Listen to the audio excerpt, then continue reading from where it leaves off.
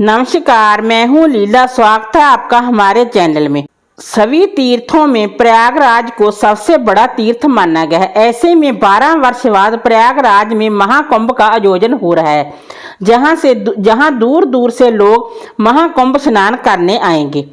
साल 2025 का पहला शाही स्नान 14 जनवरी को था, लेकिन महाकुंभ का आयोजन 13 जनवरी से ही हो चुका है। ऐसे में लाखों करोड़ों लोग अपनी आस्था की डुबकी लगाने संगम पहुंचेंगे।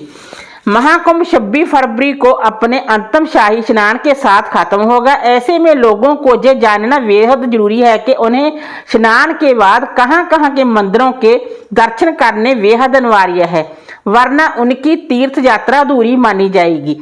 आइए जानते हैं वो कौन कौन से मंदिर हैं। नंबर 1, लेटे हुए हनुमान जी मंदिर। प्राण काल से बजरंगबली का नाम चमत्कारों से जुड़ा हुआ है। हमारे देश में हनुमान जी के जगह जगह चमत्कारी मंदिर हैं। इन्हीं में से एक मंदिर है लेटे हुए हनुमान जी का।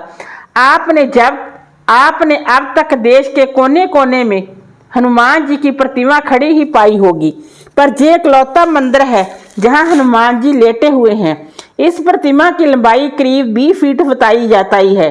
कहा जाता है कि संगम स्नान के बाद उनके दर्शन बेहद जरूरी हैं। अगर आपने उनके दर्शन नहीं किए तो आपका आना व्यर्थ माना जाएगा। ऐसा माना जाता है कि लंका से जब बजरंगबली लौट रहे थे तो उन्होंने यहीं विश्राम किया था। नंबर 2, नागवासुकी मंदिर। प्रयागराज में संगम तट के उत्तर दिशा में प्राचीन नागवासुकी विराजमान है। पौराणिक कथाओं की माने तो समुद्र मंथन के बाद देवताओं और असुरों ने नागवासुकी को सुमेरु पर्वत रस्सी जैसा लपेटा था, जिसके कारण नागवासुकी घायल हो गए थे और फिर भगवान श्री हरि विष्णु ने उन्हें प्रयागराज में जगह आराम करने को कहा था। इसी वजह से इसे नागवासुकी मंदिर कहा जाता है। माना जाता है कि प्रयागराज आने वाले तीर्थ यात्रियों की यात्रा तब तक अधूरी रहती है जब तक इनके दर्शन न कर लें। नंबर 3, अलोपी मंदिर। आप तो जानते ही होंगे कि मां दुर्गा के कई रूप हैं, जिनके दर्शन के लिए शक्तिपीठ मंदिरों में श्रद्धालुओं की भीड़ लगी रहती है। देवी के इन्हीं मंदिरों में एक पीठ संगम नगरी में मौजूद है, जहां मां दुर्गा की मूर्ति रूप में पूजा नहीं होती, बल्कि जहां एक चुनरी में लिपटे एक पालने की पूजा होती है, जहां मां दुर्गा को अलोप शंकरी देवी के रूप में जाना जाता है। कहा जाता है कि मां सती के दाहिने हाथ का पंजा जहां गिरा था, जो विलुप्त हो गया था, इसी कारण इस मंदिर का नाम अलोप शंकरी पड़ा है।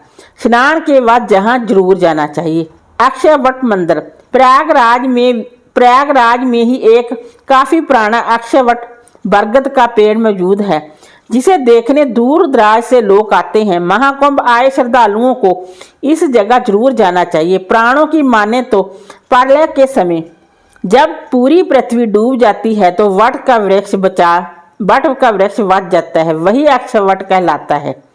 पातालपुरी में स्थित वट वृक्ष को कई साल पुराना बताया जाता है। वीडियो अच्छी लगी हो तो लाइक कीजिए, शेयर कीजिए, सब्सक्राइब कीजिए। Thanks for watching this video.